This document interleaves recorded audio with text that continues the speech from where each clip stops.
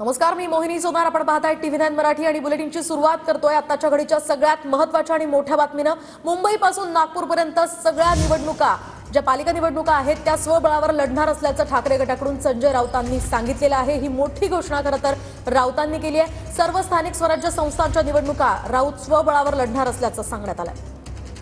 उद्धव ठाकरेंनी आम्हाला स्वबळावर लढण्याचे संकेत दिलेत असं संजय राऊत म्हणालेत. राज्यात आगामी महापालिकाच्या निवडणुका येऊ ठेपलेल्या आहेत आणि या निवडणुकांमध्ये शिवसेना ठाकरे गट स्वबळावर लढणार असल्याचं संजय राऊत म्हणाले. स्थानिक स्वराज्य संस्थांच्या निवडणुका सुद्धा बाकी आहेत, त्यामुळे एकला चलो रेचा नारा संजय राऊत यांनी दिला आहे.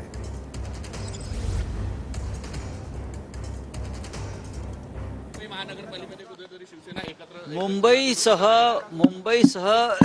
नागपूरपर्यंत मी सांगेन आम्ही स्वबळावर लढू. काय होईल ते होईल, एकदा आम्हाला आजमावायचंच आहे. नागपूरला सुद्धा मी स्वबळावर लढणार आहोत. माननीय उद्धवजीने आम्हाला तसे संकेत दिले. आत्ताच मी आमचे या शहराचे शिवसेनेचे प्रमुख प्रमोद मानमोडे यांच्याशी चर्चा केली. मुंबई असेल, ठाणे असेल, पुणे असेल, नागपूर असेल, कार्यकर्त्यांना संधी कधी मिळणार? आघाडीमध्ये मग लोकसभा विधानसभेमध्ये कार्यकर्त्यांना लढण्याची संधी मिळत नाही आणि त्याचा फटका पक्षाच्या वाढीला बसतो. महानगरपालिका, जिल्हा परिषद आणि नगरपंचायतीमध्ये स्वबळावर लढून आपापले पक्ष मजबूत करावे.